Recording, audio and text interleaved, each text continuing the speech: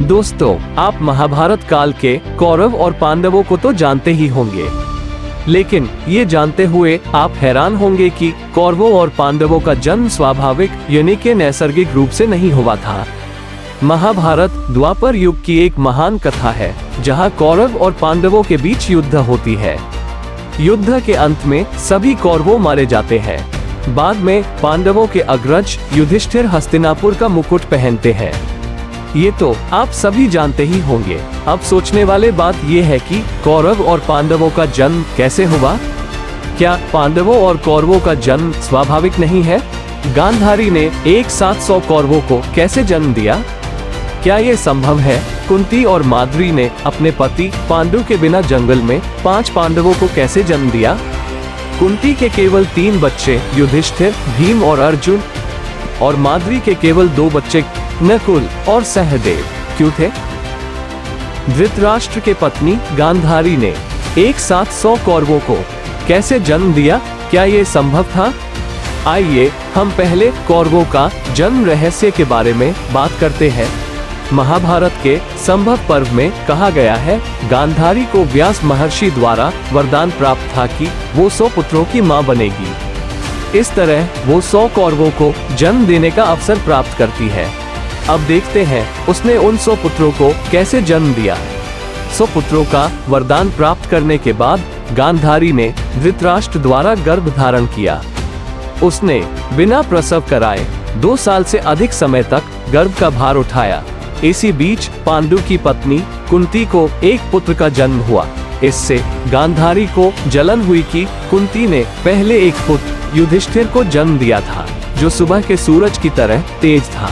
2 वर्ष से अधिक समय तक प्रसव न होने पर गांधारी बेचैन हो गई थी। एक दिन शोक में अपने गर्भ पर जोर से प्रहार किया।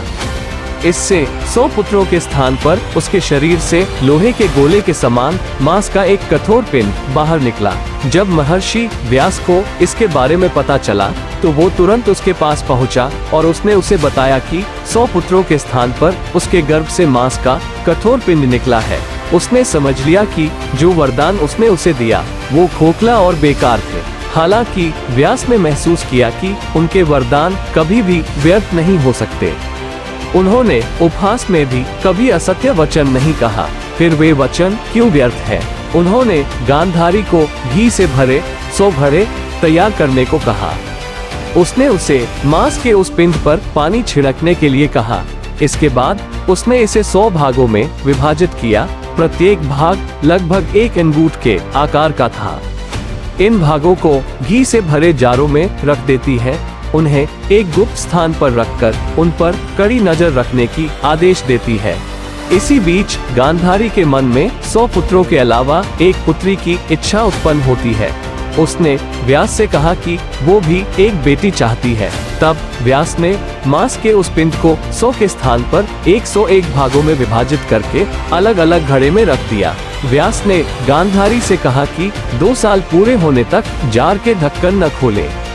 2 साल बाद गांधारी की पहली संतान दुर्योधन एक जार से पैदा हुआ था, और 1 महीने के भीतर गांधारी और धृतराष्ट्र के 100 पुत्र और 1 पुत्री का जन्म हुआ। धृतराष्ट्र के 100 कौरवों के अलावा और 1 पुत्र भी थे।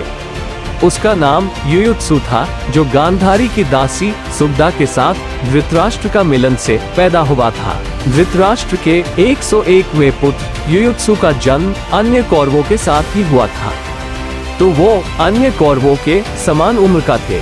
धृतराष्ट्र के 101 संतानों में से एक पुत्री दुःशिला कौरवों और पांडवों दोनों की एकमात्र बहन थी। अब बात करते हैं पांडवों के जन्म वृतांत के बारे में। पांडु महाराज के 2 पत्नियां थी, कुंती और माद्री। कुंती के साथ पांडु के 3 पुत्र थे, जिनके नाम युधिष्ठिर, भीम और अर्जुन, और माद्री के साथ उनके 2 पुत्र थे, जिनका नाम नकुल और सहदेव। लेकिन सभी 5 पुत्र स्वाभाविक रूप से पैदा नहीं हुआ था। इस प्रकार पांडु पांडवों के सांसारिक पिता है और वास्तविक नहीं है। आइए देखते हैं पूरी कहानी, जहां पांडवों का जन्म कैसे हुआ। एक दिन पांडु वन में शिकार के लिए घूम रहे थे। उसने एक हिरण को अपने साथी के साथ संभोग करते देखा।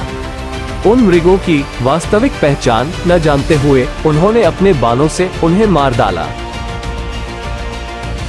वास्तव में वे ऋषि किंदमा और उनकी पत्नी हिरण के रूप में सार्वजनिक रूप से एक दूसरे के साथ संभोग कर रहे थे। ऋषि किंदमा पांडु से क्रोधित थे, इसलिए नहीं कि उन्होंने अपने बाणों से उन दोनों को घायल कर दिया बिना उनकी वास्तविक पहचान को जाने, लेकिन उन्होंने उनके संभोग के पूरा होने तक इंतजार नहीं किया और अपने गलत काम पर पछतावा नहीं किया।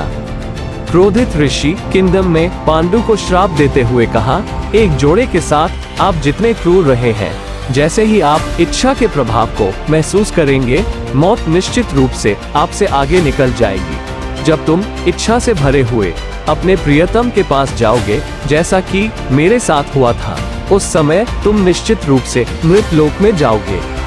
साथ ही वो महिला जिसे आप अपने अंतिम क्षणों में शामिल करेंगे, वो भी आपके साथ अवश्य ही मृतकों की भूमि पर जाएगी। इसका सीधा सा अर्थ है कि जिस क्षण पांडु किसी भी स्त्री के साथ संभोग करेगा, उसी क्षण उसकी मृत्यु हो जाएगी। साथ ही वो महिला भी तुम्हारी प्यार और स्नेह के साथ मर जाएगी। इस तरह के भयानक श्राप से पांडु और उनकी पत्नियां स्तंभित हो जाते हैं। हिरणों को मारने के बाद वो शोक से भर गया। वो इतना परेशान था कि अपने कृत्य पर पश्चाताप करने के लिए उसने अपने राज्य को त्यागने और तपस्वी का जीवन जीने का फैसला किया। उन्होंने अपनी पत्नियों कुंती और माद्री से कहा कि वे अपने परिवार को बताएं कि पांडु वनवास चले गए हैं। ये सुनकर दोनों ने उससे कहा कि वे भी उसके साथ वैराग्य पालन करेंगे। इस घटना के बाद पांडु वनवास चले गए और उनकी पत्नियां भी वैराग्य पालन किया। एक अमावस्या के दिन ऋषियों का एक समूह भगवान ब्रह्मा के निवास की यात्रा शुरू करने के लिए इकट्ठा हुआ। उन्हें देखकर पांडु ने उनसे पूछा, आप कहाँ जा रहे हो? ऋषियों ने उत्तर दिया, भगवान ब्रह्मा के निवास के लिए। भगवान को देखने की इच्छा से पांडु और उनकी पत्नियों ने ऋषियों की यात्रा में शामिल करने का फैसला किया, लेकिन तब पांडु को बताया गया कि वो स्वर्ग तक नहीं पहुंच सकते क्योंकि वो पुत्रहीन है, यानी बिना किसी उत्तराधिकारी के। ऋषियों ने पांडु को बताया कि मनुष्य इस संसार में 4 ऋणों के साथ पैदा होते हैं, अर्थात पूर्वजों, देवताओं, ऋषियों और अन्य पुरुषों के ऋण। उनका सदाचार के साथ निर्वहन करना चाहिए। देवताओं को यज्ञों से, ऋषियों को अध्ययन और ध्यान से, पूर्वजों को संतानोत्पत्ति करके श्राद्ध करने से और दूसरे मनुष्य को मानवता और दया से तृप्त किया जाता है। उन लोगों के लिए कोई स्वर्ग नहीं है जो इन ऋणों को नियत समय पर चुकाना भूल जाते हैं। पांडु ने अपने पूर्वजों के ऋण अर्थात संतान होने के ऋण को छोड़कर अपने सभी ऋणों का निर्वहन किया है, इसलिए वो शाश्वत स्वर्ग की स्थिति में प्रवेश नहीं कर पाता। पांडु अच्छी तरह से समझ गए थे कि ऋषि किंदम के श्राप के कारण वे अपनी पत्नियों के साथ संतान पैदा करने में सक्षम नहीं थे। उन्हें संकट में देखकर कुंती ने पांडु को ऋषि दुर्वासा से मिले वरदान के बारे में बताया। उसने उससे कहा कि वरदान के अनुसार वो उसे एक बच्चा प्राप्त करने के लिए मंत्र द्वारा किसी भी दिव्य देवता का आह्वान कर सकेगी। तब पांडु ने उसे न्याय के देवता धर्म का आह्वान करने के लिए कहा, क्योंकि वो दुनिया में सबसे धार्मिक माना जाता है। उससे हमें जो पुत्र प्राप्त होगा वो कुरु वंश में परम धर्मात्मा होगा और कभी भी कोई पाप कर्म नहीं करेगा। इस प्रकार कुंती धर्म, वायु और इंद्र नामक 3 देवों का आवाहन करती है। धर्म से उन्हें एक पुत्र प्राप्त हुआ जो संसार में सबसे योग्य था। उन्होंने उसका नाम युधिष्ठिर रखा। पवन देवता वायु से उन्हें एक पुत्र प्राप्त हुआ जो अपार शक्तिशाली और पराक्रमी था।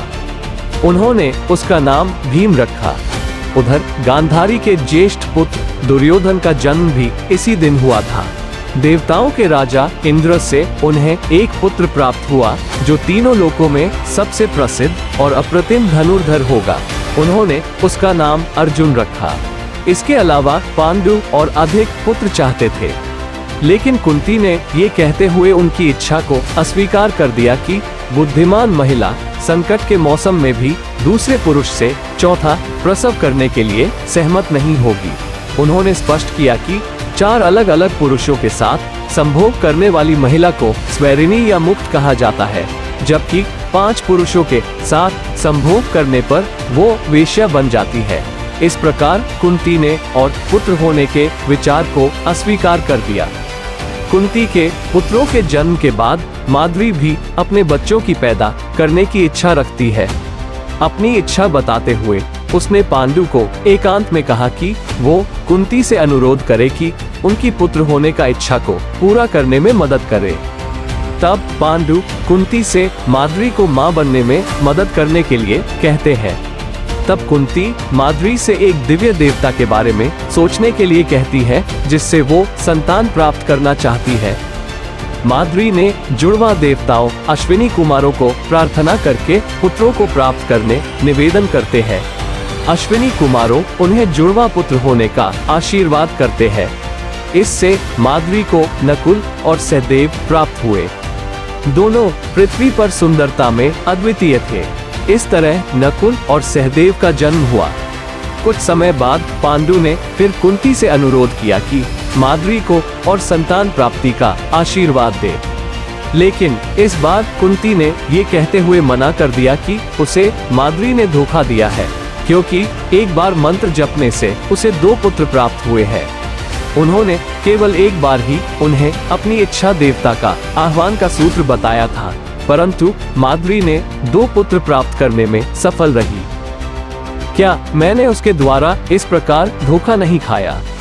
मुझे डर है कि वो शीघ्र ही आपकी संतान की गिनती में मुझसे बढ़कर हो जाएगी। वास्तव में ये सभी सभ्य स्त्रियों का मार्ग नहीं। इस प्रकार माद्री को अपने से अधिक संतान होने के डर से कुंती ने पांडु की आज्ञा को अस्वीकार कर दिया। एक तरफ शापग्रस्त पांडु अपने पत्नियों के साथ समागम करने का शक्ति खो जाते हैं। इस कारण उन्होंने अपने पुत्रों को पैदा करने में असमर्थ हो जाते हैं। दूसरी ओर गांधारी अपनी पति से गर्भवती होने के बावजूद भी अपने बच्चों को जन्म देने में असमर्थ हो जाती है, क्योंकि उसकी बेचैनी की वजह से उसकी गर्भ से 100 पुत्रों के स्थान पर एक कठोर पिंड बाहर निकलता है।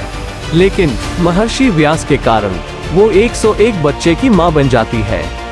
इस प्रकार पांडवों और कौरवों ने स्वाभाविक रूप से पैदा नहीं हुआ। दोस्तों, इस वीडियो को देखने के लिए धन्यवाद। अगर आपको ये वीडियो देखने में मजा आया है तो इस वीडियो को लाइक करना न भूलें। इस वीडियो को अपने दोस्तों के साथ सब्सक्राइब और शेयर करना न भूलें। मैं आपको हमारे अगले अमेजिंग वीडियो में देखूंगा। तब तक stay motivated, stay healthy, good bye.